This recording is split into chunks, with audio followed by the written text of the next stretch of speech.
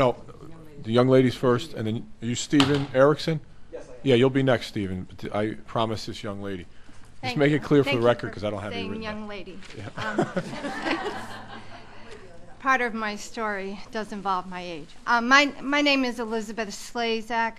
I hadn't prepared to speak today, but after listening to everyone, I wanted to, good afternoon, Representative Walker. I spoke in December. I was a former DCF social worker, and I think I left off that I was waiting to hear if I got my job back. When you're dropped, you can ask for a hearing. I asked for a hearing. I brought proof that my previous supervisor had lied. And there was proof. There was verification on my appraisal that he had given me that he had lied. I had my hearing 6 weeks later. I finally got a form letter. It said, "I'm sorry, it was appropriate and warranted. Good luck in your future." My name was misspelled. It was horrendous. I am not here. I do not want my job back at DCF. I have moved on. What I'm here to say is the program supervisor ignored me, would not listen to my request to give my side of the story. My supervisor told me on August 5th, "You don't have the skills. I don't see you making it here." That was after I had made a visitation error and he got caught not supervising me. So it was in retaliation. I was an older, that's why I said thank you. I was an older worker. There was a lot of younger workers. I had worked for the state for over 20 years, judicials, support enforcement, Norwich Hospital. I had glowing recommendations. I had never gotten an unsatisfactory performance appraisal. It said I wasn't dependable, that I needed, my attendance needed approving. I was there every single day. I didn't call in one day. Said I was tardy. I was 15 minutes early each day. It said that my work was sloppy. I had proof of excellent job. What I'm here today for the bill 6352, there needs to be oversight. I wrote a letter to the commissioner on November 6th. I have yet to get a response. I didn't even get a form letter from her. I showed her proof that there were lies. I got no response. I'm here today to say I know how to fight, and I fought as hard as I could.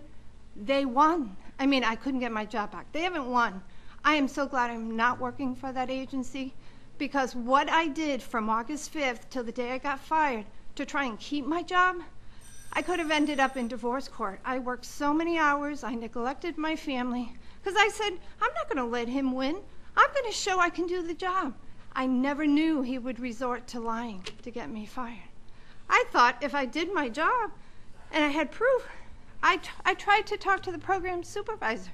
Oh, I can't talk to you without him present. I called Human Resources. They never returned my calls. So if that's how I got treated, how are these families ever going to get the proper treatment? They're not. The DMV whistleblower said it good. You have to go along to get along. Everybody, I'm sure the program supervisor knows, and my supervisor has done this many times, you don't say anything, you don't rock the boat. The HR director said to me, "My God, you do have proof." She was like my best friend that day. I thought I had a chance. She said, "Give me your cell phone number. I'll call you in a week." Never called me back. And then a letter, my name misspelled, going, I discussed this with management, and it was appropriate and warranted. It's a cover-up going on there, and they've been allowed to get away with it. And they keep laughing because the commissioner comes. She should have stayed. I wanted her to be here. She has to leave. If you had asked her questions for 2 more hours, would she have gotten up and left? No, she would have stayed. So I know I've gone over the 3 minutes, and like I said, I hadn't prepared to speak, but it's a travesty. I should have never been let go. And one supervisor who had it out for me, I was an older worker, experienced. I probably knew more than he did, and he didn't like that. Thank you. Thank you. Any questions from Representative Johnston? Thank you for your testimony and for listening for a long time before you decided you needed to speak. I guess I've heard a lot of these stories today, and we've had new commissioner appear, same as the old commissioner, a few times over, and it seems that things are sort of the status quo. The question I have is why? Why? What? What's Why does this continue to happen? You would think that the new administration, what is it in the system at DCF?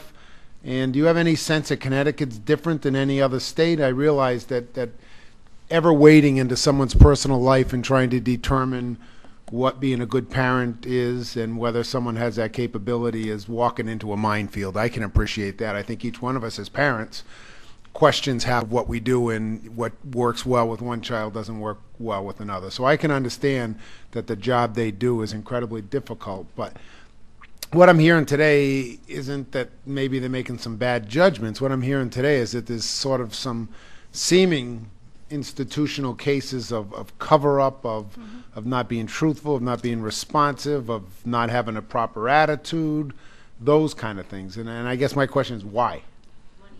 Well, in defense of the social worker, I was a good social worker. I had no supervision. Thank goodness I was a good social worker for my families. I think the problem is when you have a supervisor like that who lets you go out.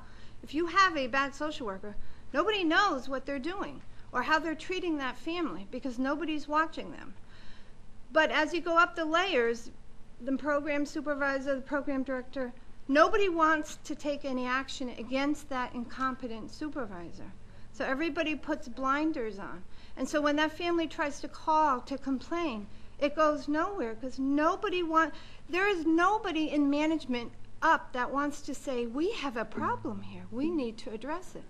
The best way is to ignore it. And that's what they do. And that's why it happens. It's easier to ignore, you know. Look at me, the commissioner never wrote me back, the HR, just keep ignoring, she'll go away, you know? And I have as far as wanting a job back there. I wouldn't take a job back there if they offered me one today. I'm fortunate, you know, I'm not a single parent. What happens, he does this to a single parent. I have a husband who works for the state, hopefully will continue to work for the state. Please, please, please. And I'm very fortunate, but it's just very sad because I know the families suffer, and when they have something they want to get addressed, they don't, because I'm one little story. Can you imagine what else goes on? Thank you.